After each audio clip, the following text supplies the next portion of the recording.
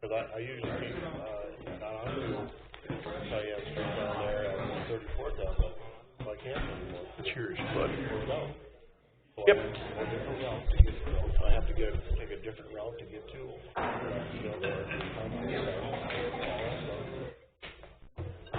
Well, I'm no different than you. I live right over here. I want to go. Yeah, from Merrill. That's a word. Good evening, ladies and gentlemen. Welcome to the Monday, September 16th, West Fargo City Commission meeting. Please rise and join me in a Pledge of Allegiance. Pledge of allegiance to the flag of the United States of America, to the republic for which it stands, one nation, under God, indivisible, with liberty and justice for all. Thank you. Next order of business is to approve the order of the agenda. I move we approve. Thank you, Commissioner Olson. Is there a second, please? Second. Commissioner Jurdovic seconds. It's been moved and seconded to approve the order of the agenda.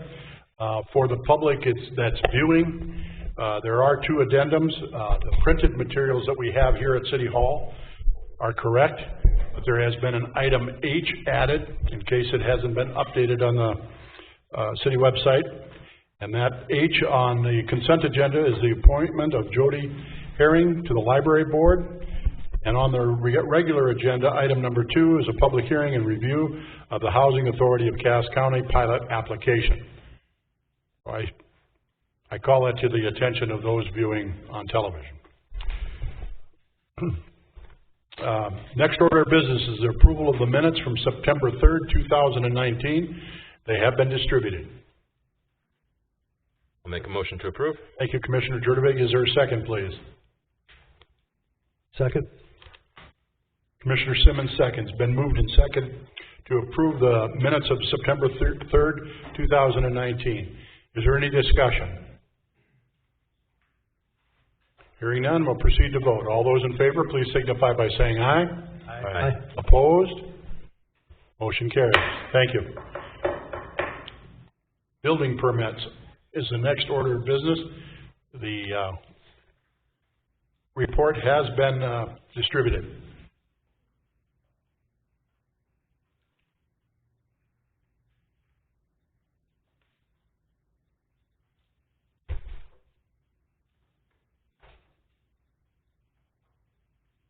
I'll make a motion to approve.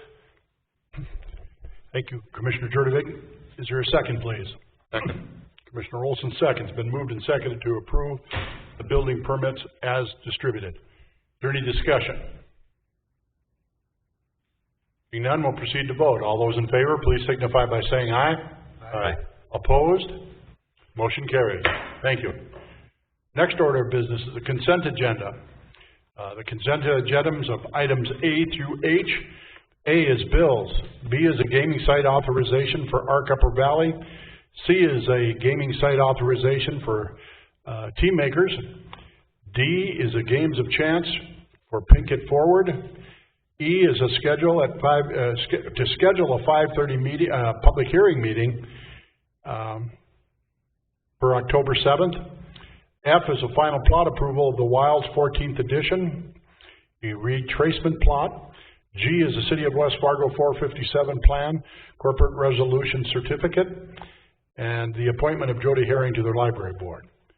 What is your pleasure, gentlemen? Make a motion to approve the consent agenda. Thank you, Commissioner Simmons. Is there a second? Second. Commissioner Jurdovic seconds. Been moved and seconded to approve the consent agenda as presented. Is there any discussion? Hearing none, we'll proceed to vote. All those in favor, please signify by saying aye. Aye. Opposed? Motion carries. Next order of business. On the regular agenda is a 6 p.m. public hearing and final approval of the 2020 budget. We're going to move that back as we only have 5:35, and the public notification is for 6 p.m.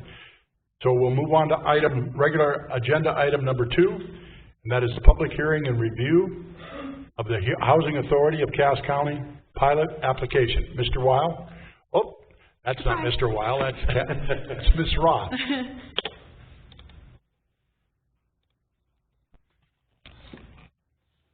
Thank you, Commission President, Commissioners. I'm just going to give a few details on the project, followed by Larry Weil and Dan Madler as well from Beyond Shelter. So the plan is to demo their current 24 two-story on-grade units that are on the site today.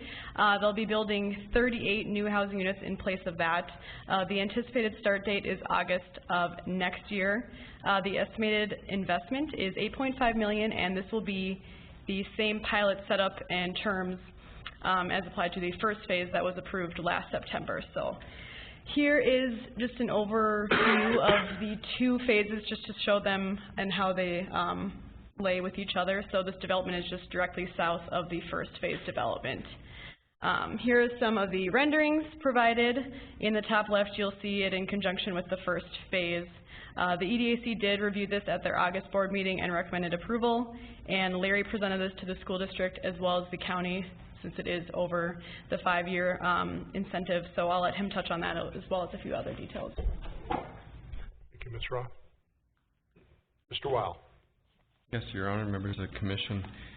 The application, as Callie had indicated, is a second part or second phase of the overall development. First being approved last year. The Housing Authority property here has been developed since back in the 60s, and so the condition of the units out there have gone beyond what their life expectancy was.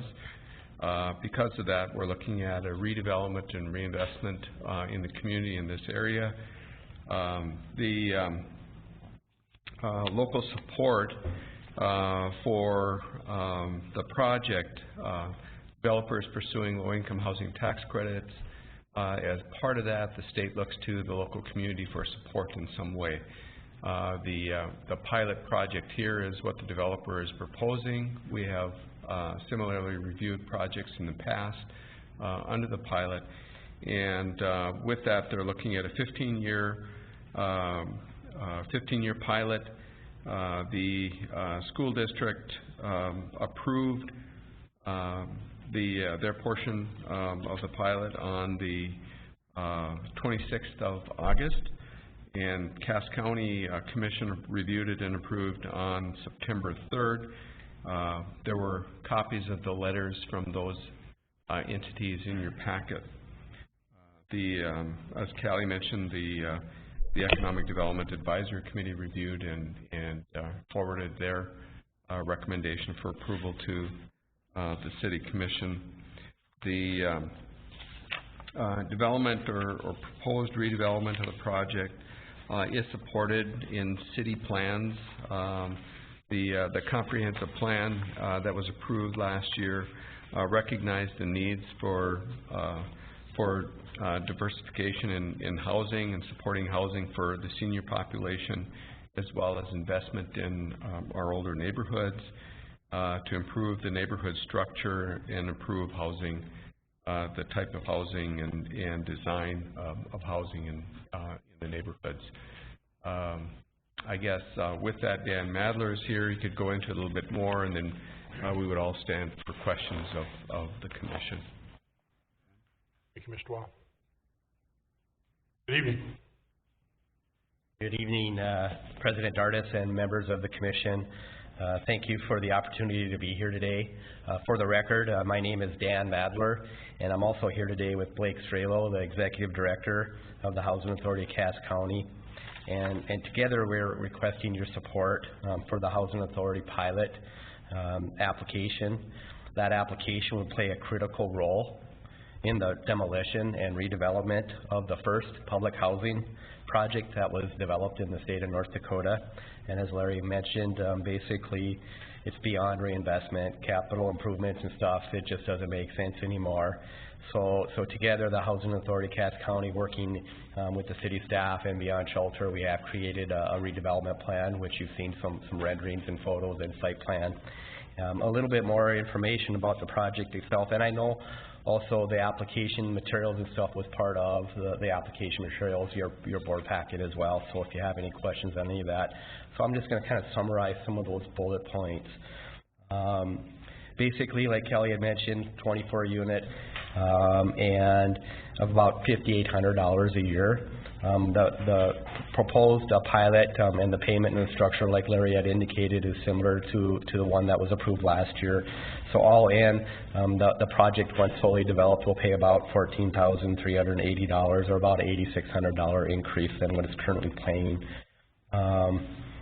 The pilot, Larry briefly touched on, we're going to be applying for tax credits, extremely competitive, and part of that process, or competitive application process, is their local skin in the game, and the biggest support of that is a payment in lieu of taxes, just because of the value. So it's very, very competitive, so it'll be a critical piece in getting our financing approved, but it also helps with the feasibility of the operations of the project. We will be charging lower rents, et cetera, and so it helps with cash flow, paying the bills, et cetera. And it also, pilot allows for essential services to still be supported by the project itself, emergency services, et cetera. Currently, the 24 units, public housing, just to kind of give you a flavor for who does the Housing Authority Cass County serve.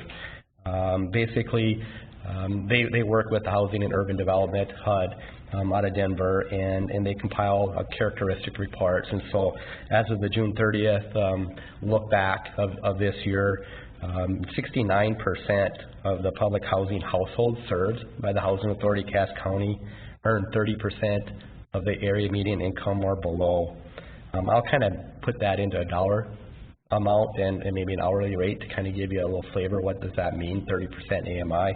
But I just want to also touch on another 22% earn 50% of the area median or below. So 91% of the tenants are very low income or extremely low income tenants. And so basically, to kind of put that into a context of a dollar amount, an individual that's extremely low income, 30% AMI, is earning $12,750 a year, or $6.13 an hour. 69% of the tenants or households served by the Housing Authority are in that category. And so with the 8 units, a little flavor of who we're targeting. Right now, that project does serve families and some singles and seniors.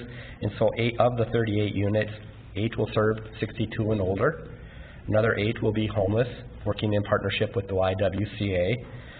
Another 9 units will be fully handicap accessible, and the remaining will be family units, 2, 3, and 4 bedrooms. With that, both the Housing Authority Cass County, Beyond Shelter, respectfully requesting your support of the pilot application, and stand for any questions that you may have. Questions? For the public, would you please share during this demolition period and the construction period, how the vouchers will work and how those folks are not being put out? Would you just touch on that, please? President Dardis, absolutely. So a great example is what we're doing right now. Essentially, the process to demo and get rid of demolition, disposition of public housing goes through HUD. We have approvals, and the tenants are always protected under that process. And so the project that got approved last year, we're going through that relocation process as we speak here today. Essentially, the Housing Authority applied for tenant protection vouchers, which basically allows them to transfer a tenant currently living in a public housing unit will receive a tenant protection voucher, which will allow them to take their rental assistance with them and find a unit in the market and still receive rental assistance. And so they will receive rental assistance as they help with the transition. Thank you. Absolutely. Additional questions? For Mr. Weil or Ms. Roth? Thank you.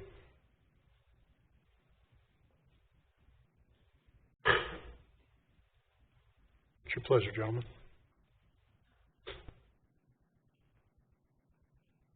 Need a motion? Okay. Before we do that, we'll go into a public hearing. We'll step out of the regular agenda and go into a public hearing. Is there anyone that would like to speak from the public with regard to the review of the Housing Authority of Cass County pilot application. Is there anyone from the public that would like to address the issue about the Housing Authority of Cass County pilot application? For the third and final time, is there anyone that would like to speak to this agenda item? Hearing none, we close the public hearing. Gentlemen? I'll make a motion to approve the pilot application. Thank you, Commissioner Simmons. Is there a second, please? Second. Second by Commissioner Jurdovic. It's been moved and seconded to approve the Housing Authority of Cass County pilot application as presented. Is there any further discussion? Hearing none, we'll proceed to vote. All those in favor, please signify by saying aye. Aye. Opposed? Motion carries. Thank you both for your help. Thank you, Larry. Thank you. Next order of business is the parameters resolution for the water and sewer refunding revenue bonds of 2019. And it would appear that, please, I have John Shockey down there, or Mrs. Weir, so my I got apologies. the call. All right, very good. Thank you for being here. Mike Manstrom, Doherty and Company. Thank you for the opportunity to speak to this subject. This evening in front of you, you have a parameters resolution prepared by John's office, and we have worked extensively with the city regarding the refunding of this issue. I'll give you a little background on the refunding issue that I'm speaking of. These are the water and sewer bonds of 2009. They were Build America bonds. So they were originally issued as taxable bonds. They have 6.1% to 6.35% coupons attached. Now, those bonds were issued through the federal government, and the government provided a 35% subsidy, which brought down the 6% rate to almost a taxable rate. It was to encourage construction after the market downfall in 2008, 2009. So there were a number of these bond issues out at that time. However, even with the 35% subsidy today, and you factor that down to about a 4.5% interest rate, it's still a very high interest rate. We can certainly refund the issue, save the city significant funds. That said, also, it takes away the issue with the subsidy, because the government is reducing the subsidy almost on an annual basis. Due to sequestration, they can't borrow any more money. They need to capture funds from other areas. So that takes away the insecurity of what's the subsidy going to be next year, thought process, as well as save the city. If you pass the parameters resolution this evening, it's up to $7 million in power bonds and a 4% interest rate. I'm confident that we'll lock this up on Thursday, well under 3%. And I'm looking at, we should be in that $700,000 present values benefit to the city savings, and we're reducing you down to around 2% bonds. I think we'll have a nick of about 2.7. I said under 3. We're still negotiating that, but we'll be done with it on Thursday. And if you pass the resolution this evening, then all that's required is for President Dardis and Tina to sign a bid form and a bond purchase agreement. We won't have to have another city commission meeting. We don't have to worry about the market moving one direction or another. So with the resolution passed this evening, and this is the official statement we have prepared to market these bonds, and as I said, Tina was on the call with Moody's. These bonds were reaffirmed to A1 revenue bond for the city of West Fargo, so that's what we're all pricing as we speak. And I'd be happy to answer any other questions. It appears to be a very good issue for the city. Thank you. Commissioners, any questions? If you're going to save us money, I guess, we're fine with that. We're working on it, Mark.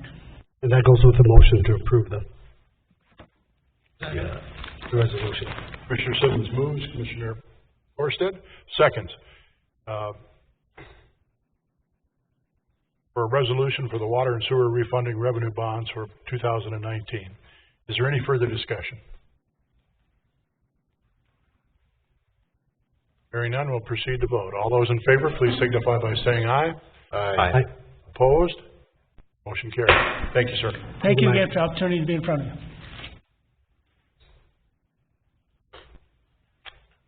Second reading, the next order of business is item number 4. It's a second reading of ordinance number 1140, Northern States Power Gas Franchise. Mrs. Weir. Thank you, Commission President and Commissioners. This is the second reading on the Excel franchise. If you recall, there was Really only one issue after first reading, and that had to do with the failure to relocate upon the city's notification that relocation was required. We did have a meeting with Excel and their team, and the language in the second reading in front of you is sort of a compromise of that. We're requiring them to respond to the city's request to move within 60 days, and failure to do so could result in monetary penalties. Originally, it was the city could remove and charge them. Practically speaking, that wasn't very realistic, and so we went with this alternative. They have had the chance to review this and are in agreement. The only other revision on here is the elimination of section 14-0112, the franchise fee, because that is actually in a separate ordinance. It was just a typo, basically, that was in the first reading. That shouldn't be there. Thank you. Any questions, commissioners? Your pleasure. Move to approve. Commissioner Olson moves. Is there a second, please? Second.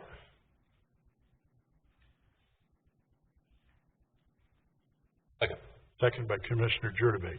Then moved and seconded for the approval of the second reading of ordinance number 1140, Northern States Power Gas Franchise Agreement. Is there any further discussion?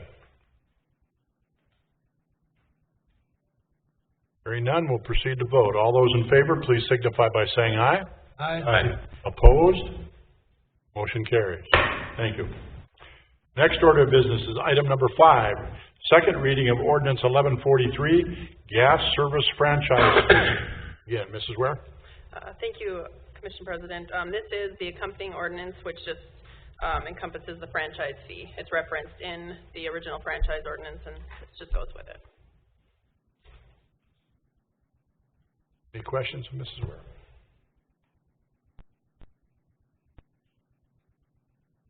Your pleasure.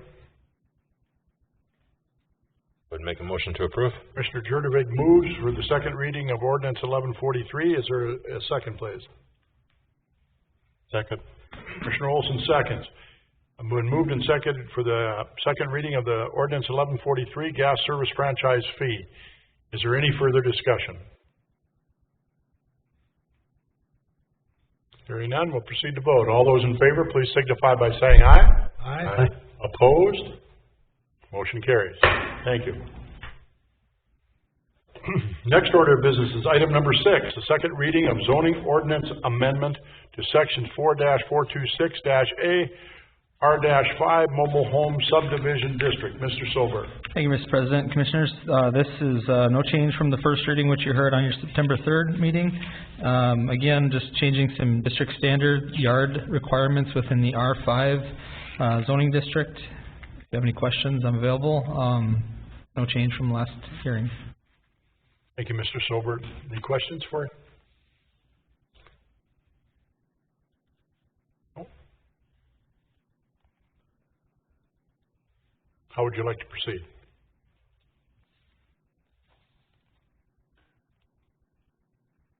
I'll make a motion to approve. Thank you, Commissioner Simmons. Is there a second, please? Second.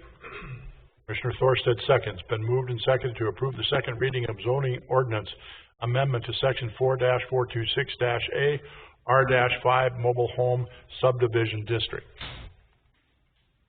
Is there any further discussion? Proceed to vote. All those in favor, please signify by saying aye. Aye. Opposed? Motion carries. Thank you. Item number 7 is to review the bid results and construction contract recommendation and review the engineer's statement of cost for sewer, water, storm, and street improvement district number 1325. Mr. Scott. Thank you, Commission President Dardis and members of the Commission. Tonight I'm bringing forward the bid results for Improvement District 1325, and as you can see in the results, there was quite a low bid provided by KPH. The project, by the way, is specifically for a development in the Oak Ridge area. It is 100% being assessed to that development. So in opening the bids and seeing that there was quite a discrepancy, I believe the second place bidder was over $100,000 higher. we certainly wanted to spend some time going through the results and making sure there were no errors. We have done that. Our consultant Moore Engineering has reached out and spoke with the contractor. Everything was verified and confirmed that there are no errors within the bid process. And I also want to note that with this bid opening, or with the contracts that we let, there was an option for a bid alternate, which was a price reduction in order to complete the work next year, to move the completion dates from November to the following year. Some of the other bidders took advantage of that. There was significant discounts applied to their bids, but even doing so, they were still higher than KPH. KPH really only had a $10,000 deduct for their bid alternate. So we wanted to move forward after we verified that the results were good. We wanted to move forward. However, there was one last concern that I had, and that was, do we award the contract with the bid alternate that KPH submitted was $10,000 basically of savings to complete the work next year. We engaged the developers. They requested that we proceed with awarding the contract without the bid alternate, keeping this year's completion dates. They didn't feel that a $10,000 savings was equitable to pursue that alternative. So, I guess with all that said, at this point, I'm recommending awarding the contract to KPH in the amount of $783,692.50. With that, I'll answer any questions. Questions for Mr. Scott? Yes, Dustin is, my memory is failing me as usual, but did we have some concerns with this company in the past? We have had some issues in the past. Those issues are resolved. They have completed other projects recently. Most recently was the Pioneer Place improvements that they did. That project is complete, accepted. There were no issues with that project. So at this point they are in good standing with the city. And we did recently award them a contract for our big water distribution pipeline that we are putting in the ground using State Water Commission funding. So they have that contract open with us at this point, but that has just pretty much gotten started in the last month. So we're comfortable moving forward with them. There are no pending or open issues. I guess I'm just concerned with the bid price. Obviously, they're much lower. They know that now. We're not going to run into an issue with that down the road. Correct. We're well aware of it. That was the point of digging into this further after the bid opening. We spent the majority of the day Thursday really pouring into their bids. We had dialogue with them as well as the developers, and we didn't find any issues, so that's where we're bringing forward the recommendation. Okay. Commissioners, any more questions? Your pleasure. I'd make a motion to approve the bid for KPH. Thank you. Mr. Jurdevig, is there a second, please? Second. Commissioner Thorstead seconds. It's been moved and seconded to approve the bid results and construction contract and review the engineer's statement of cost of sewer, water, storm, and street improvements for District 1325. Is there any further discussion? Hearing none, we'll proceed to vote. All those in favor, please signify by saying aye. Aye. Opposed? Motion carries. Thank you, Mr. Scott. Next order of business is item number 8, construction updates. Mr. Scott. Thank you again, Commission President Dartis, members of the Commission. Tonight I do have 2 updates I want to give, one relating to the construction, mostly Cheyenne Street here, and then I also want to spend some time going through an update for the downtown Cheyenne Street project. So I know we have a 6 o'clock hearing for the budget, so if you do need me to split these 2 presentations, I can certainly do so. So, starting with the construction updates, Cheyenne Street Segment 1. Tonight I just wanted to show some aerial photography and go through this update with a visual. This first slide here is just it's an aerial showing the Segment 1 project at the intersection of 17th Avenue there, looking south. For the most part, everything's done except for a few punch list items, and then we can move that project into final completion mode. Segment 2 in the I-94 interchange, traffic is being shifted to the northbound lanes so that the southbound lanes can be paved north of Christensen, and so the tie-in with the northeast or northwest on-ramp can occur. and they are starting to place signal bases at Christensen Drive and 21st. This aerial here is over the diversion bridge. IBI is finishing the north approach lab at the bridge and is starting the east barrier.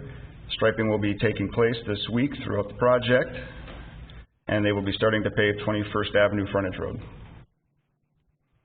The trees have been planted in the medians and the seeding, and more landscaping will take place as the weather allows. The topsoil needs to dry out. And then the curb will be placed where possible.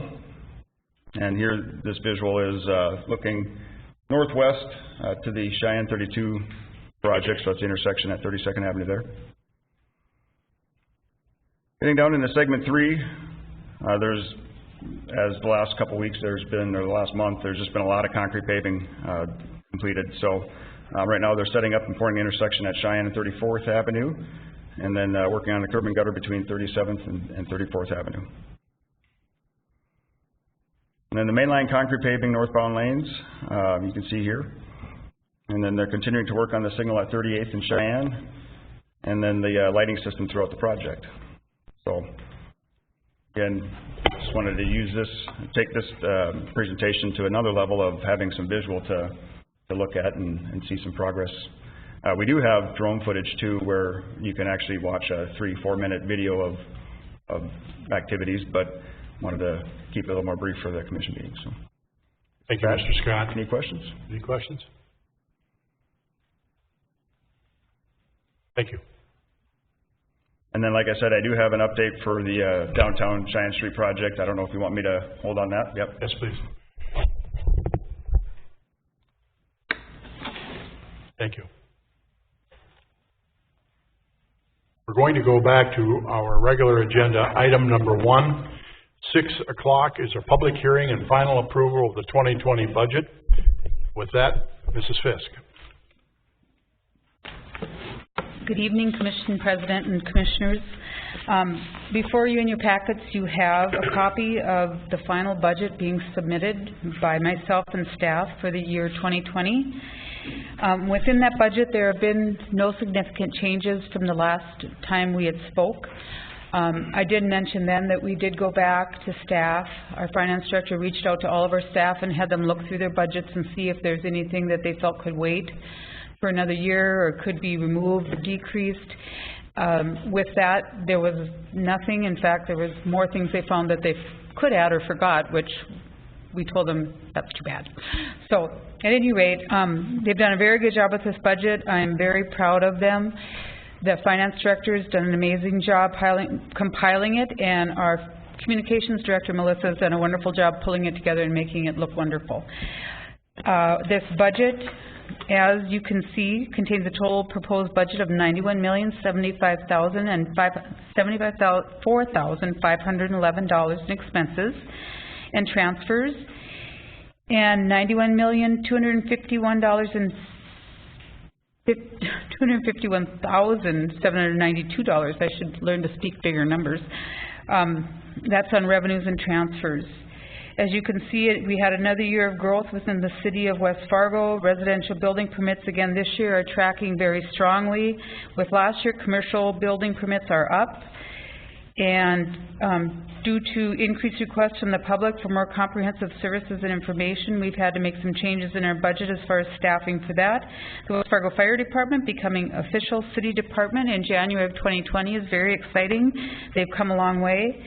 And one of the other items we're doing is returning some of the funding to the West Fargo Library. All of those things together provide a total mill levy of 77.95, which is a 4.73 mill increase over last year, a 0.15 decrease in mills for the general fund, a 0.34 increase in mills for the city sheriff specials, 3.56 mill increase in fire department, and 0.98 mill levy increase for the library. That rounds up to the 4.73. As stated before, this represents approximately $21.29 of an increase for each $100,000 of value in a taxpayer's property based on this budget. I can get into more of the drivers of the increases if you want, but I'm here to answer any questions and allow the public to present their thoughts on the public hearing. Thank you, Mrs. Fisk. Are there any questions for Mrs. Fisk?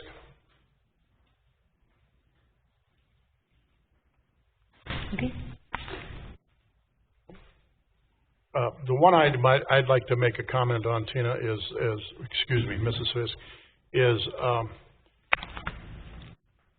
going forward next year's budgeting process. If we go through the calendar year, I would hope that we have a very good handle on our CIP, our Community Improvement Plan.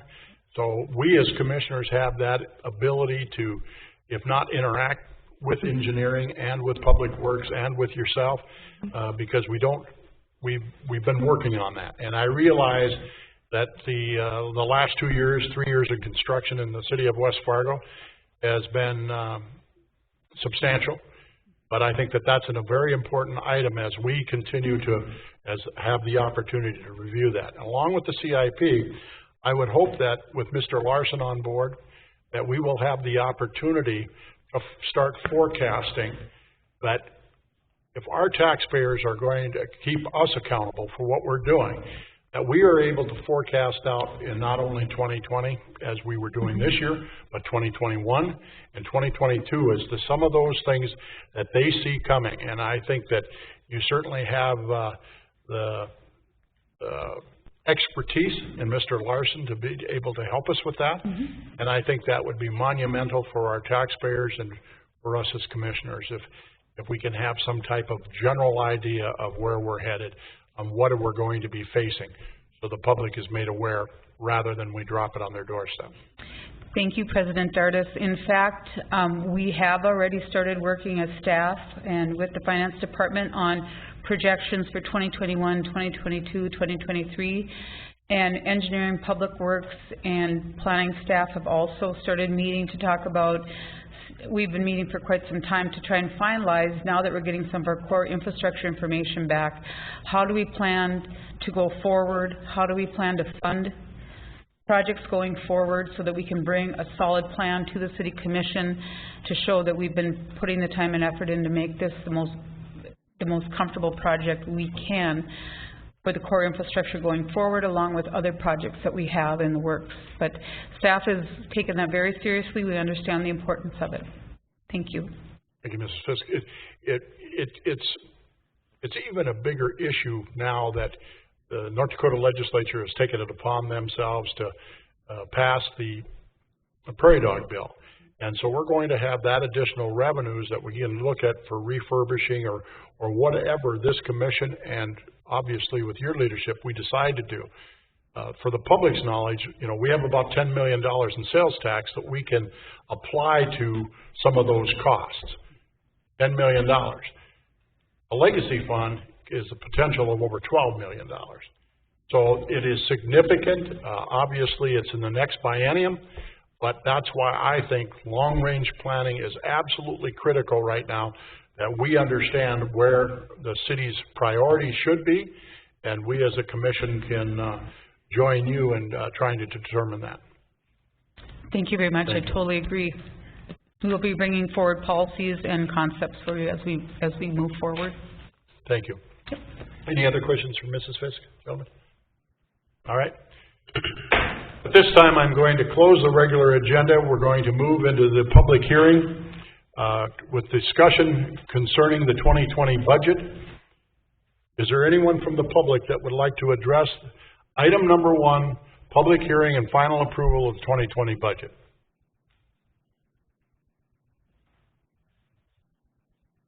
Is there anyone from the public that would like to discuss the 2020 budget and before we have final approval? Is there anyone from the public that would like to speak at this time for a discussion on the 2020 budget? Good evening. Would you please state your name and address, please? Yep, Robin Anderson, 108 Francis Street. I'd like to thank you guys for your time and a lot of effort pulling the budget together. I appreciate you guys do that, and you guys give the public the ability to review it and have some comments on it. So you talked about some of the increases within the budget having to do with staffing. I just quick took a look at 5 departments that don't have any headcount changes, and I'm seeing the salary increase at just over 12%. It seems kind of high with someone who works in the private sector. They're getting about 3%. So I was just kind of like to understand a little bit more about that, if possible. Saw like a 400% increase to tree planting in the budget. Curious about that, what that's going to do. Kind of related to that, I'd like to just kind of, I don't know, challenge the city, I guess, to look at maybe some alternative revenue streams. Look into what the city of Fargo does for their boulevard trees, especially. Right now, we're paying 50 cents, a month on the utility bill, and that doesn't get us, it gets maybe some trees in the parks, but nothing else. The city owns the trees on the boulevard, but requiring all the property owners to maintain them and stuff. And I know you guys are big on the trees, but I know that's something that could generate some revenue down the line for city of West Fargo. So I think that's about all I've got. So if there's any answers or whatever, I'm willing to talk, or after, now, whatever. Thank you very much. Thank you. Mrs. Fisk, would you like to address at first the number of hires, please? Yep, I will address that question as well as the forestry question. That the city of West Fargo has in our budget, we projected a 2% cost of living increase. And then we have a plan where employees move up depending on the years that they've been here. And it doesn't equate to that 12%.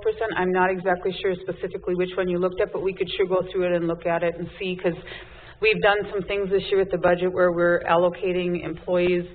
We were trying to get creative with how we manage our finances and get a little more correct. In fact, we were moving some employees that were being paid for out of water and sewer into finance and getting them more to where their categories are listed. We're doing more transfers to allocate for proper employees where they should be paid from and different things like that. But overall, the staffing increases that we have in here, I'm not sure where your 14% came from. So I'll speak with you on that so that we can get that straightened out. As far as forestry, I'm looking at the budget, and last year's expenditures in forestry were $326,614, or this year's, I'm sorry, and next year's will be $368,067. So I might be looking at the wrong line item. So again, I can sit down with Mr. Anderson and go through that as well. But that shows a 7% increase. But I'm not exactly sure. On the revenue side, we are transferring money in to help balance that fund because that fund runs negative. So we're transferring money in from a different tree account that we have funds in to help cover some of that cost. Thank you, Mrs. Fisk. Is there anyone else that would like to speak from the public regarding the 2020 budget before its final approval?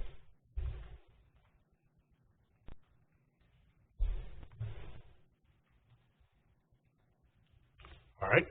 The public hearing is closed. Moving back to the regular agenda. Commissioners? I'd make a motion that we approve the 2020 budget. Thank you, Commissioner Simmons. Is there a second? I'll second it. Commissioner Olson seconds. Been moved and seconded to approve the 2020 budget as presented. Is there any further discussion?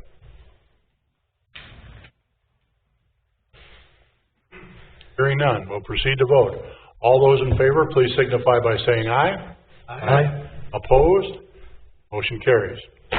Thank you. Mr. Scott, could we ask you to come back and give the rest of your report? And thank you for your patience.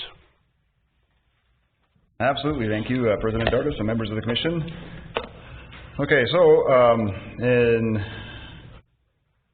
continuing with the construction updates, I'm going to move from construction and actually get into a project that we're in the middle of working on in terms of design. Our downtown Cheyenne Street project. And just wanted to provide an update. It's been several months now that we've been getting into the heart of this thing, and so talking with other staff and Tina, that it was just appropriate now to, let's get an update so that everyone knows where we're at today. I wanted to start with the scope and the intent of the project. Scope, of course, is Cheyenne Street from Main Avenue down to 7th Avenue, including some of the side street transitional improvements that need to be made. And then getting into the intent, we do have a project page set up on westfargostreets.com, and I always want to throw that out there that it is a great resource for everybody from the public's standpoint to get in there and get updates and project information. So, but taking a quote out of some of that information is the initial proposed design calls for narrowing the existing roadway width, increasing sidewalk width, slowing down traffic, reducing crossing distance at intersections, easing pedestrian and motorist safety concerns, and improving lighting. I underlined the next portion here as I think it really ties into decades worth of our goals and missions towards our downtown, and it states the proposed project implements elements of the City of West Fargo's Downtown Framework Study. That was a study done back in 2010 or 11. Our new comprehensive plan, and the Downtown Cheyenne Street Corridor Study. It was a transportation study done back in 2016, along with our vision of the downtown revitalization, which, as you all know, we joined the Bergam's Main Street Initiative last year. So we have had recent redevelopment projects, the Cheyenne Plaza, and now most recently the Pioneer Place as it's wrapping up. They have implemented this downtown Cheyenne Street vision and what we are intending to do with the project. In 2018, the city applied and was awarded funding underneath the new urban grant program offered by the DOT. And we began immediately this early this spring working on the design and the initial phases, the spring of 2018, getting into the planning and the concepts and laying everything out and really started progressing that effort towards the end of 2018, in which case we got to a point where we were comfortable moving forward with the public input meeting, which we held back in January of 2019, and then really getting into the spring of 2019 this year, switched focus into the preliminary design and the environmental phase, which is a phase that's required by the DOT to do all the environmental clearances. You know, that's where we start looking at the traffic operation analysis, noise analysis, and other, there's a whole series of environmental checklist type stuff that we have to put together, evaluate, and get all this document into an environmental document that is submitted, which is known as a categorical exclusion, which is a subset. We don't have to do a full environmental assessment like the diversion has to do, but we go through a kind of a smaller portion of that environmental process. So we are still in that. We've had several meetings with the DOT and certainly a lot of internal review meetings where we are making changes, trying to adhere to the comments and requirements that the DOT is providing us. Really in the last few months, this summer and fall now, a lot of the call it DOT requirements have been realized, and we are making the changes as needed. Again, though, without compromising what our total vision is for this project. And we are also starting now to work with property owners to obtain the construction easements that are going to be needed to facilitate the project. Want to point out too that staff has been engaged with various entities, whether it's been the DBA, Exchange Club, Toppers, events committees out there, the developers, of course, and certainly going to continue that effort as we move throughout the project. So what's coming up in the future here? We are proposing to have another public update meeting. The first meeting that we held back in January was a requirement of that environmental process through the DOT. That was a required public input meeting. So we're not required to have another one, but we want to have another opportunity to engage the public, show them what has changed from the initial concepts, and show them what we are intending to move forward with. We also have to get into creating the assessment district, putting together an engineer's report, along with then comes the final plan preparation, which will take place later this fall.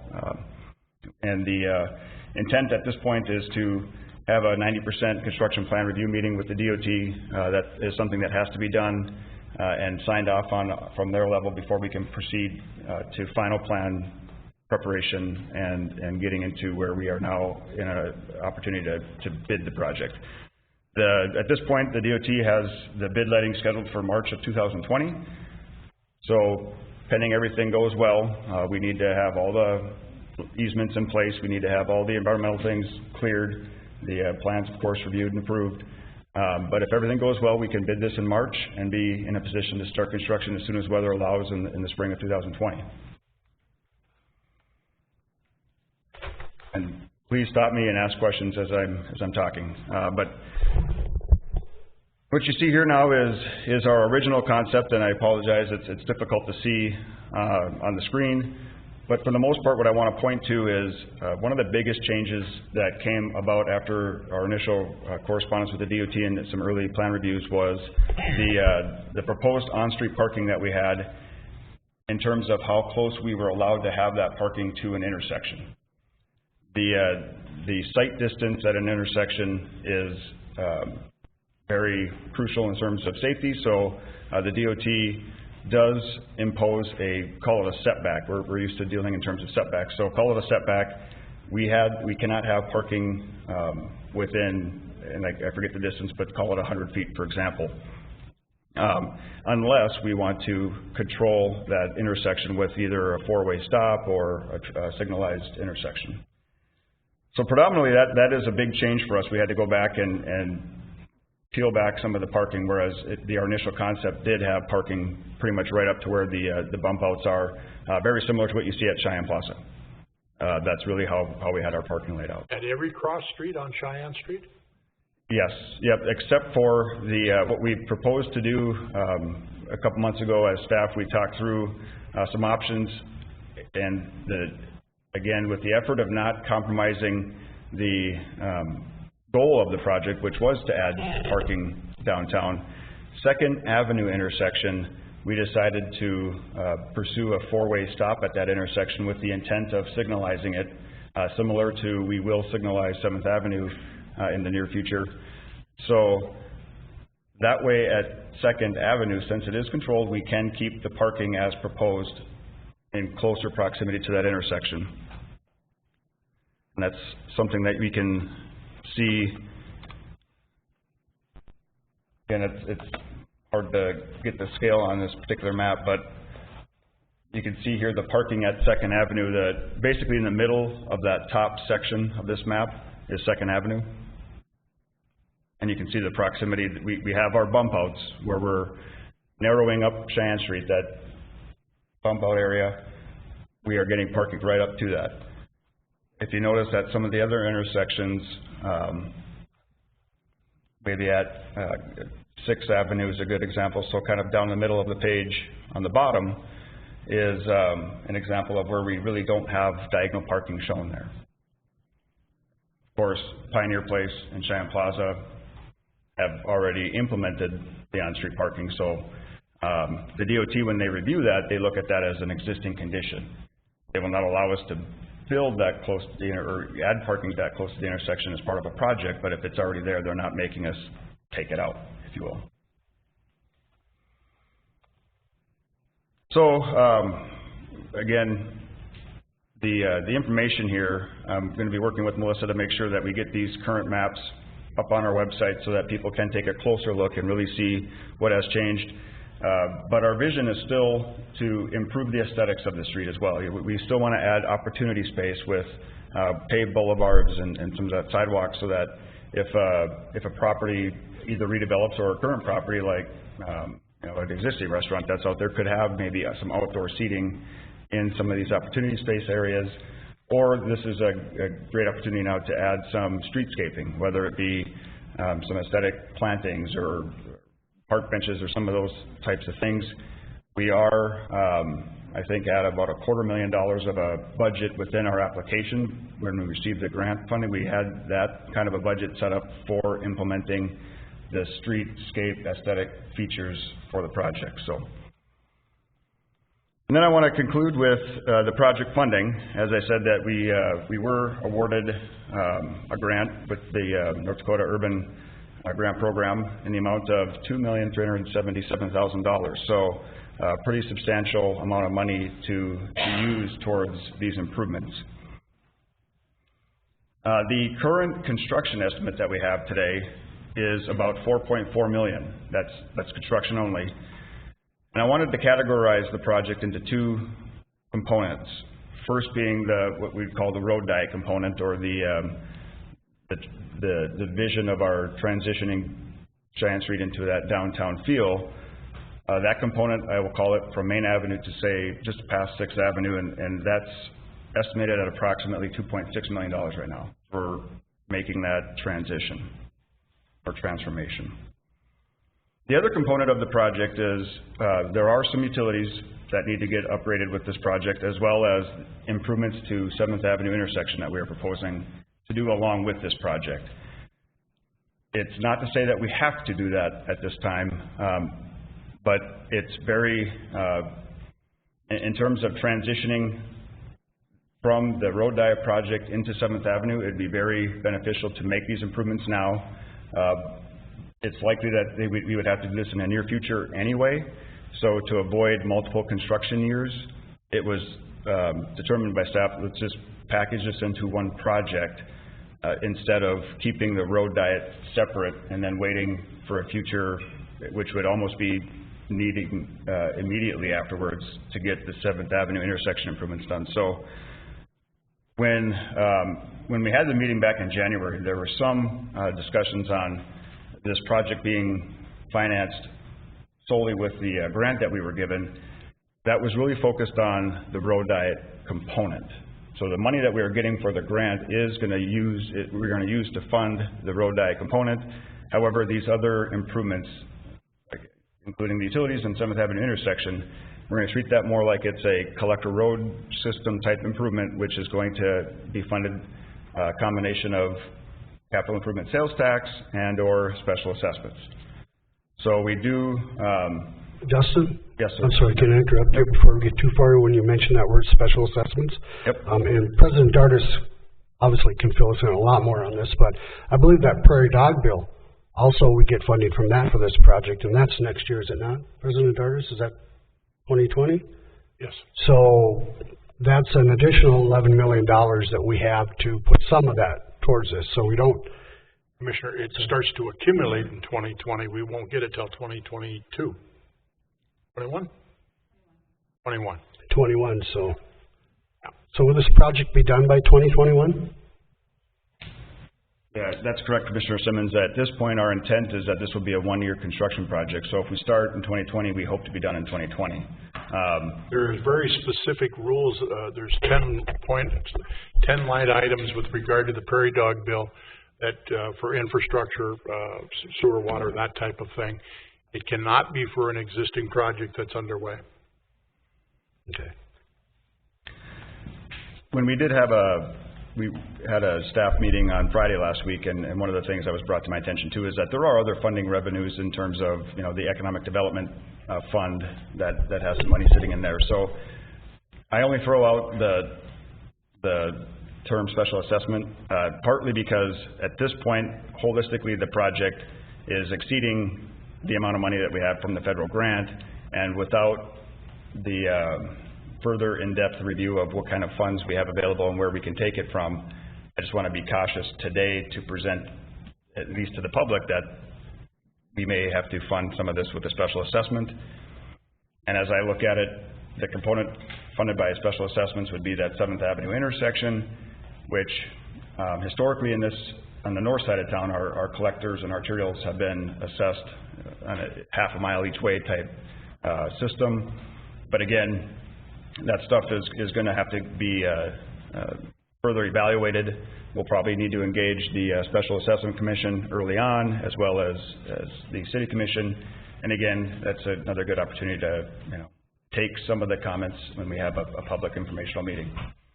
And I believe that meeting we have a tentative date right now, or a scheduled date of September 26th, 25th, September 25th, from 4:30 to 5:30, correct? So, I believe Melissa's gonna be sending that notice out. So again, with that, again, I can go back, answer questions, take a closer look at these maps, but we will get this information onto the city's website so that we do have current information there as well. And like I said, in a couple weeks here, we'll have another opportunity to engage the public. Questions for Mr. Scott?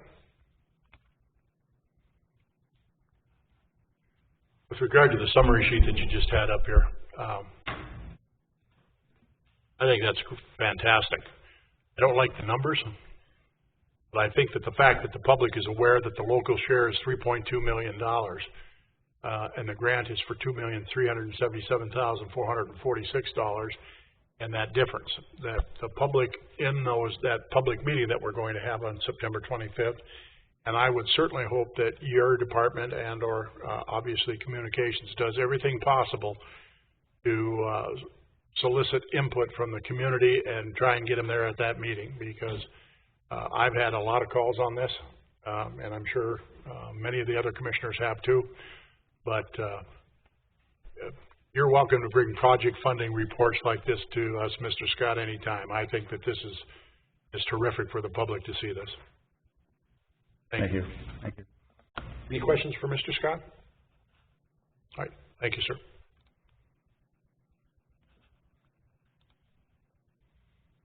Next order of business is item number 9, City Administrator's Report. Mrs. Fisk.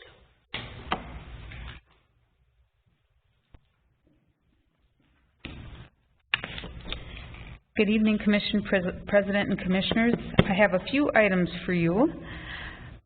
First of all, we don't want to forget that this Thursday is our final cruise night for the season, so we're all praying for good weather, which there will be, and then that should be fun. Saturday is West Fest, so again, good weather, keep your fingers crossed. And then there will also be an open house for the community at the West Fargo Municipal Airport from 11 to 4 on Sunday the 22nd. So we have a lot of fun things going on this upcoming week and weekend, and we're very excited about it. Another item is that there is going to be an event at Applebee's, I believe, tomorrow and Wednesday, called Tip-A-Cop on Applebee's at 45th from 5 to 9 o'clock.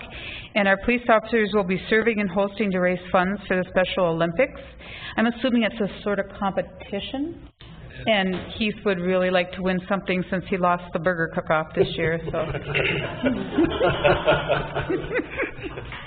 Just had to say it. Other than that, President Dardis and I will be attending the Legacy Fund Idea Coordination Discussion that will be held this Wednesday morning at 7:30 at the Radisson, along with community members from Fargo and Grand Forks, and so we look forward to that. And legislative leadership. And legislative leadership, and a lot of engineers I saw, so that'll be exciting. The North Dakota League of Cities, the state convention, is being held in Bismarck, and it will be Thursday through Saturday. I will be attending Thursday and Friday, but I'll be back Friday evening so that I can be here for West Fest. But other than that, it's business as usual. Do you have any questions for me? Questions for Mrs. Fisk? Okay, thank you very much. I have neglected to inform the public that there is a 9A on tonight's agenda, and I apologize to you. I was made aware of it, but I didn't say it early in the meeting, so my apologies. We have a citizen that would like to speak to the commission, and the gentleman's first name is Joel, and that's all I have. Here he is. Good evening, Mr. President, fellow councilmen. Joel Walzbeck, Sabika, Minnesota. I'm here tonight because on the 27th of June, I was driving down Main Avenue to turn on Cheyenne Street, and there was an ATV going in excess of 30 miles an hour down the sidewalk. And I know this because I was driving 30 miles an hour in the same direction he was, and he was gaining on me. When he approached Cheyenne Street, there was a city cop there at the intersection, and he just Went through there, took off again, going east. City cop absolutely did nothing. Since then, I've talked to Mr. Yankee, the mayor, city administrator, and what I got from Mr. Yankee was, kids will be kids, you know. Can every young adult in the city use that excuse? I do not think so. I did some research on mosquitoes, and mosquitoes only travel 1 to 1.5 miles an hour. And why this guy had to go 30, I don't know what the deal was. Okay? He'd have passed him at that rate. Mr. Yankee, and I have talked to him, has also talked to the city attorney, yet to say there wasn't an incident. Why hide the name? It's only a complaint. That's all I want to do is make a complaint against that officer. I just want his name and his badge number. They said because he has not, or there was no incident, that they don't have to do that. I don't understand.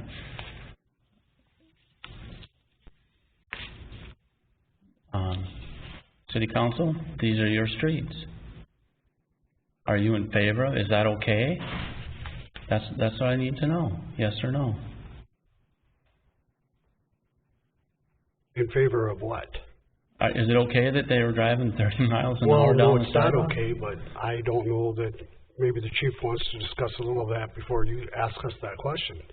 In reference to, was the officer even, did he notice it first of all? Did you talk to the officer? No, because he turned left. He was sitting right there.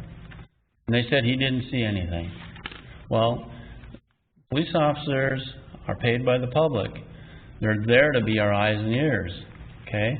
And like I told the mayor, I said on the phone, and I've talked to him numerous times, that guy wasn't paying attention. We pay them to pay attention. You know, perhaps he was looking in a different direction. Perhaps he was, I mean, we can't expect our officers to see everything that happens in the city. We would like them to, and we hope that they do, but in reality, we know they can't. So I'm not sure. That. I mean, I guess I would refer to Chief Yankee, and I'd like to hear from him and see what he has to say. Is that all right? That is fine, but my whole thing is, I just want to make a complaint. What's wrong with a complaint? Just when an officer stops us, we have to give him our name, our driver's license, all that. Like this, you want my name and my address and stuff? That's fine. Then when we ask one from you guys, no. But is the complaint, should the complaint be to vector control for what you saw? I mean, I haven't even versus got... an officer that, you know, I mean, they're hired to do a job. Nobody in their job does it with complete perfection. So the fact that somebody could be looking one way, I'm not sure that says that the person wasn't doing their job effectively. My whole thing is, in excess of 30 miles an hour on a sidewalk, there is no excuse for that. I don't care if there's a billion mosquitoes. That wasn't necessary. And I think you probably have everybody here agreement agrees with with that. you on that, sir. Yeah. Could you say your last name again, please? Walsvik. Walsvik? Yeah. All right, Mr. Walsvik. You're right. You and I have had numerous conversations, and I offered to take you to vector control so we could voice the concern over the driving that evening with those folks. And I understand that there has been a little research done with and discussions with them. Now, with regard to the officer, I would think that your complaint is well registered in the sense that because of your numerous conversations with myself and my conversations with the chief and our city administrator and the chief you've had with the chief, that officer has been asked about this, I would guess, more than once. So that officer that did not observe what you did is that's a note. And now that's a note. But there was no incident, so we can't give you an incident report. And an incident report does require that the officer and the badge number be on that report, as you well know. I do know that. Yes, sir. So, but because they chose not to make an incident of it, Okay, Mr. Yankee has talked to the city attorney. Is that not in itself an incident? That's taxpayer dollars going to pay an attorney. That was precipitated because of your inquiry and your asking for emails and that type of thing. And, you know, that's why, because when there's a request for public information from, say, for the communications that we have on any type of issue, the first thing that happens is the city attorney gets involved. And the reason being is that if you're going to ask me or any of these commissioners for all of our emails regarding a particular item, okay, the first thing that happens is legal gets involved. And when legal's involved, what they do is they go through our emails at an expense. That's not part of their retainer. And what they do is they have to redact everything that isn't pertaining to the issue at question. So when you requested all of Chief Yankee's emails, it was in excess of 10,000 emails. And before we could do that legally, but that public information can't be shared with you, it would have cost in the area of $20,000 to $25,000 to hire legal counsel to redact all of that. So you understand why that is. That's an expense that you would have to put a retainer down in order to have that type of expense occur. So, sir, you've accomplished your goal. You're in front of the city commission, you're in front of our taxpayers, you're in front of our police chief. You told me that he's given me everything that I've asked for, but he hasn't done that. Okay? His officers have the latitude to make comments on your driving records.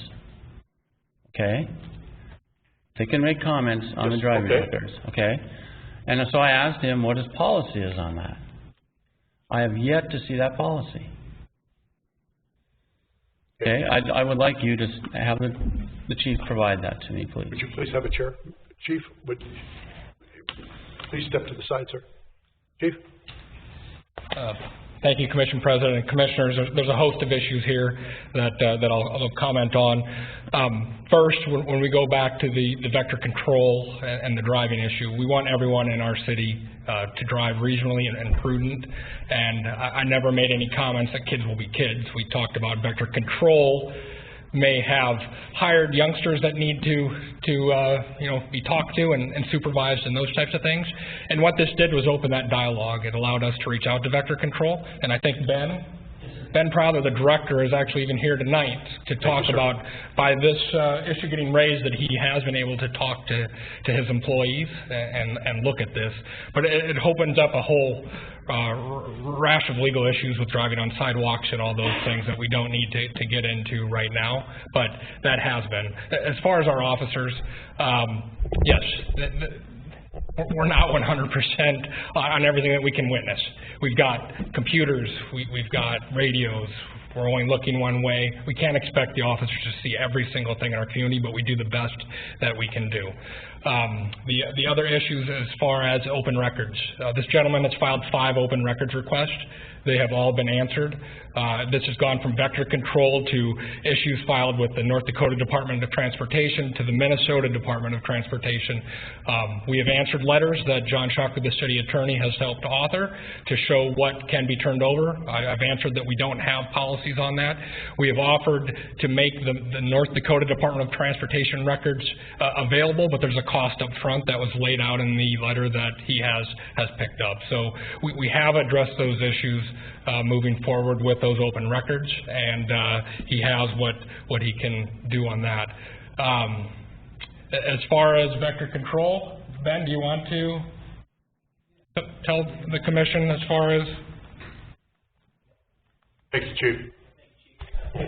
President, Commissioners, and my apologies for the disturbance. Obviously, this has caused quite a rustle for you folks, and we've had numerous dialogues between the West Fargo Police Department and the City Administrator's Office in reference to policy of mosquito control and in reference to specifically the legality of our equipment on moving on personal, private and public property. And certainly that is something that is within our purview in order to complete our mission of trying to eliminate mosquitoes. Specifically to the gentleman's question in regard to speed along those roads. We have addressed that. We have discussed numerous times with our employees in terms of professional behavior, professional operation of those vehicles, and that's something certainly that we take with utmost sincerity, and that we want them to operate safely and punch out at the end of the day so they don't injure themselves, damage equipment, damage public property, and so forth. So to that note, I will assure you that this disciplinary action has been discussed, it has been documented, and we have moved on from that. At this stage, we are reviewing some of our policies to make sure that we are operating in the best interest of you folks and the taxpayers, of course, to try and mitigate these kinds of issues. And certainly, I understand your concern, and I see if I would have seen that, that would have been in a pretty quick timeout for that employee if I had witnessed it. However, given the scope of our operations, we have 40 applicators on that particular day. We had over 24 people on side-by-side ATVs. It's difficult to monitor them every minute and every day and know exactly what speed or what they were doing or what was their intent at that particular instance. So without having any further detail in terms of there was no citation offered or anything like that, we can only take those lessons learned and just keep moving ahead and take what we can from it. Thank you. Chief? So in closing, I would like to thank this gentleman for raising the issue. So it gave us a good opportunity to have dialogue that we hadn't had with vector control. Again, our mission is to make sure everyone in our community is safe, and we want all government entities, whether it's Public Works, plowing snow on the sidewalks, or the Park District using an ATV to install new playground equipment, the same with vector control, and I think this has given us that dialogue to do so. So I would stand for any questions. Any questions of Chief? Chief, yeah, thank you. Chief, what is the speed limit on Sharon Street? I believe that would be 30 miles an hour 30 miles at an that hour? location. All the way from Main to 13th? Main to 13th. I mean, So Main, yeah, from Main going south. I think we switched to 40 miles an hour at some point. He was going east. He's going west. Okay. So, again, we don't know what the exact speed was on that Right, day. I totally get it. In hindsight, it would be nice to know, but we can't calculate that at this point. I get it, totally. Thank you. Additional questions for the Chief? Thank you, sir. Thank you. Certainly. For 2 more minutes. I won't need that much. As I stated on my request to be on the agenda, yes, sir. Council people, I do not trust your police chief, okay? I do not trust him. Because he just came up here and said, I never made that remark about the kids. I know what I heard. Okay? But you know what? I've made my point. There's been a whole lot of discussion, which there needs to be, but there is no reason, none at all, to be driving 30 miles an hour in excess down a sidewalk. Kids, adults, or anything else. So, all right? Thank you for your time. Travel safely going home.